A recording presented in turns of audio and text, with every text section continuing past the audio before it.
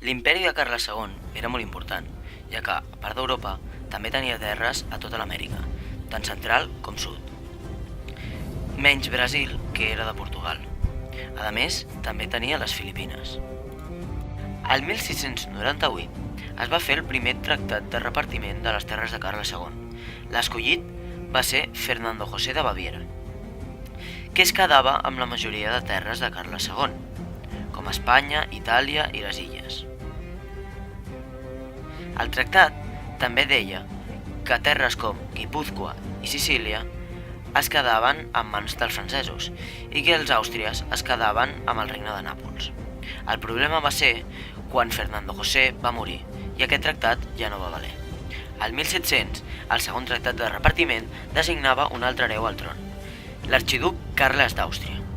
Aquest es quedava amb totes les terres d'Espanya, més la seva. El problema va ser quan Carles II va morir.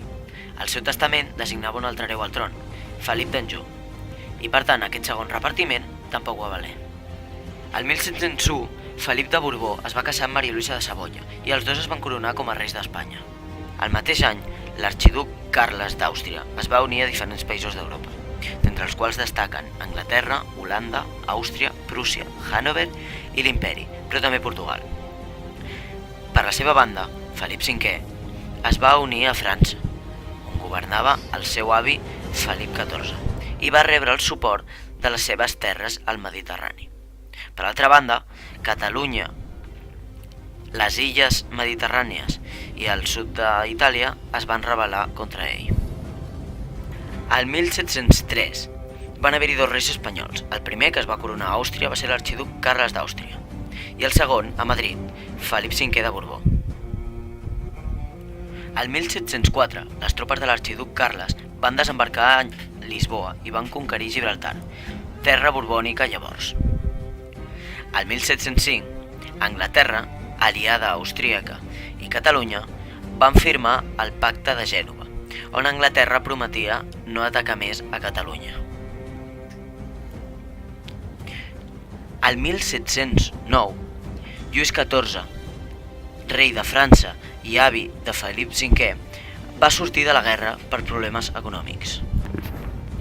Al 1710, l'arxiduc Carles va conquerir Madrid i es va coronar com a rei, però un any més tard, el 1711, va tornar a Àustria, ja que el seu rei va morir i es va coronar com a rei d'Àustria.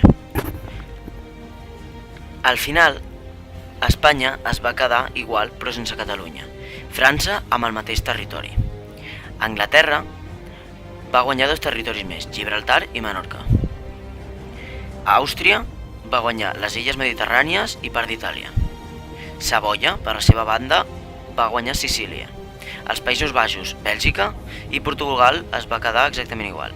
L'única que va seguir la guerra, però, va ser Catalunya. D'això en diem la Pau d'Utrecht.